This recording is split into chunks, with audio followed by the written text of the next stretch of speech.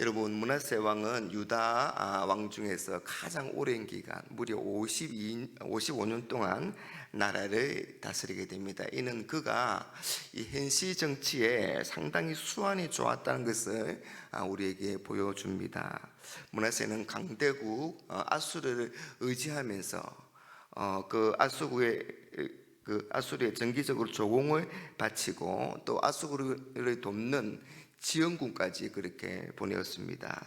그리고 그 조공을 바치기 위해서 백성들로부터 많은 그런 세금을 수탈하면서도 이 밀란이 일어나지 않게 하기 위해서 이 풍요의 신인 바알과 아세라를 백성들에게 섬기게 하였습니다. 그러니까 백성들을 속인 것이지요.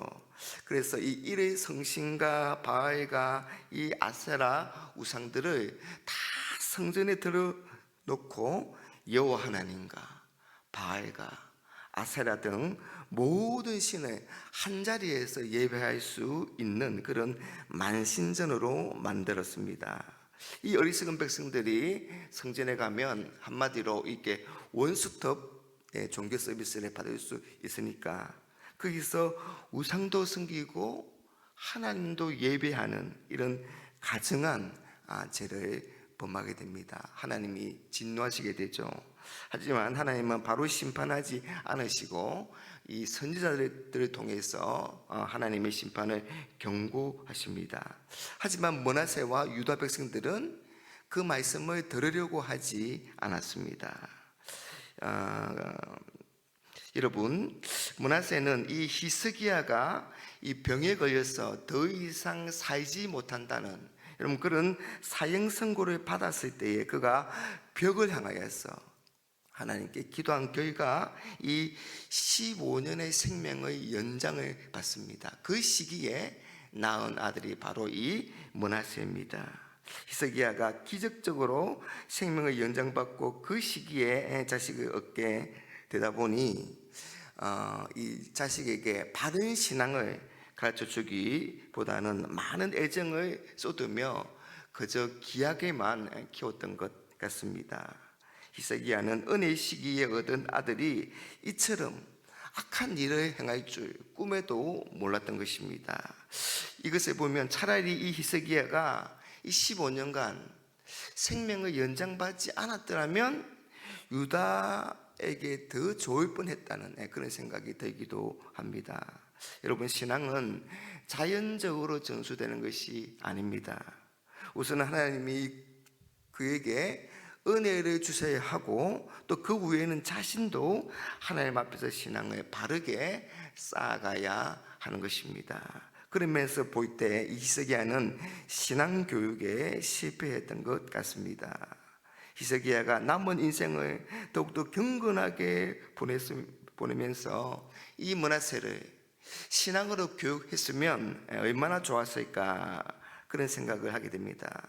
그러나 여러분, 역사에 있어서 만약은 존재하지 않는 법입니다.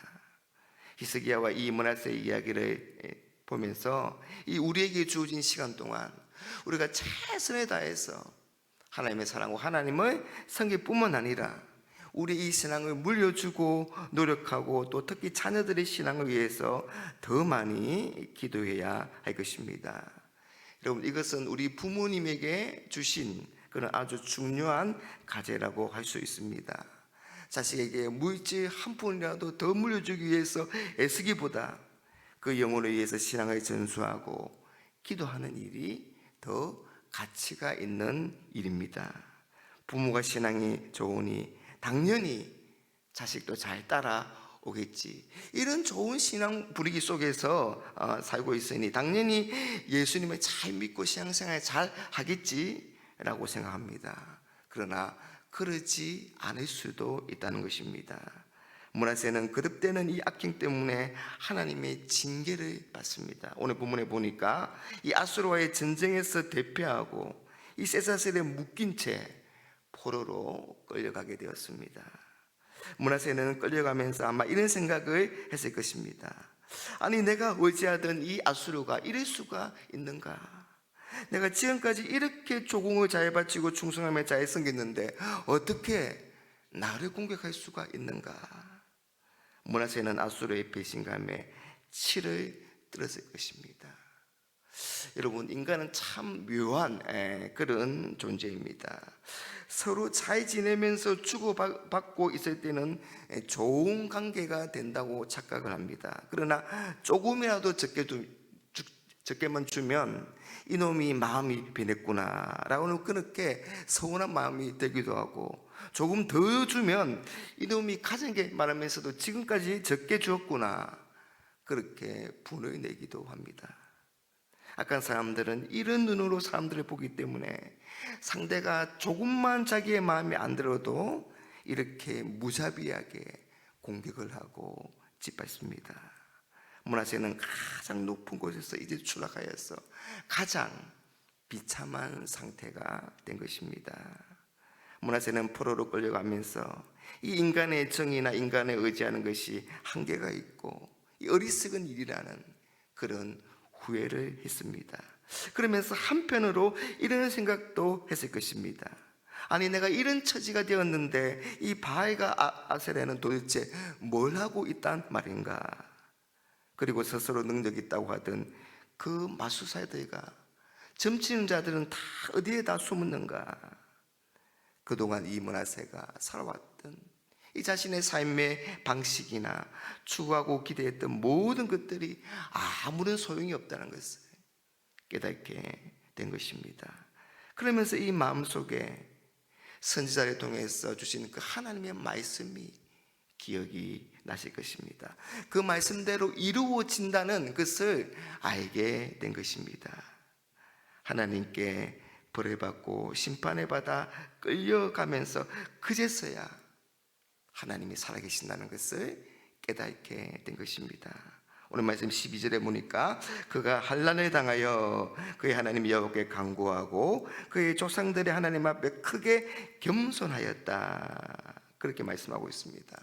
여러분, 우리가 이 구절에 보면 그래도 이 므낫세가 자라면서 보았던 그 히스기야의 신앙이 절대로 무한하지 않다는 것을 우리가 알 수가 있습니다. 그리고 다행히 이 선지자들의 충고를 완전히 잊은 것이 아니라는 것도 알 수가 있습니다. 상황이 어려워지고 고통을 당하다 보니 그제서야 하나님 앞에 자신을 철저하게 낮추고 잘못에 뉘우치고 하나님 앞에 부르짖고 있습니다. 여러분, 이런 므낫세를 향해서 하나님께서 야 므낫세, 네가 지금까지 한 짓이 있는데 너 더 고생을 해봐야 돼, 너 더 혼 좀 나야 돼, 이렇게 외면하지 아니하셨습니다. 놀랍게도 이 므낫세의 기도를 하나님께서 들어주십니다. 여러분, 그래서 우리 같은 사람도 하나님 앞에 기도할 소망을 갖게 되는 것입니다. 여러분, 주고 마땅한 짓을 했는데도 진심으로 하나님 앞에 기도하면 하나님이 듣고 용서해 주십니다. 오늘 말씀 13절에 보니까 기도하였으므로 하나님이 그의 기도를 받으시며 그의 간구를 들으시사 그가 예루살렘에 돌아와서 다시 왕위에 앉게 하심에 므낫세가 그제서야 여호와께서 하나님이신 줄을 알았더라. 하나님께서 이 므낫세를 회복시켜 주셔서 다시 예루살렘으로 돌아오게 하시고 다시 왕위에 앉게 하셨습니다. 이렇게 돌아온 므낫세는 이제 우상을 제거하는 일을 하고 하나님의 제단을 보수하고 백성들에게 너희는 이제부터 여호와 하나님만 섬겨라, 그렇게 명령을 합니다. 사랑하는 여러분, 기도하는 사람은 따로 정해져 있는 것이 아닙니다. 여러분, 우리는 기도에 아무런 자격이 없습니다. 하지만 여러분, 어떤 죄인조차도 하나님 앞에 기도할 수 있습니다. 이게 우리에게 베푸신 은혜인 것입니다. 우리의 삶이 비록 잘못되었다 하더라도 우리가 회개하고 돌아오는 것이 더 중요합니다. 하나님은 결코 악인의 멸망을 기뻐하지 아니하십니다. 악인이라도 돌아와서 하나님의 긍휼 있기를 하나님께서 원하시는 것입니다. 여러분, 므낫세의 기도를 들으신 하나님이시라면 우리의 기도 또한 들어주시지 않겠습니까?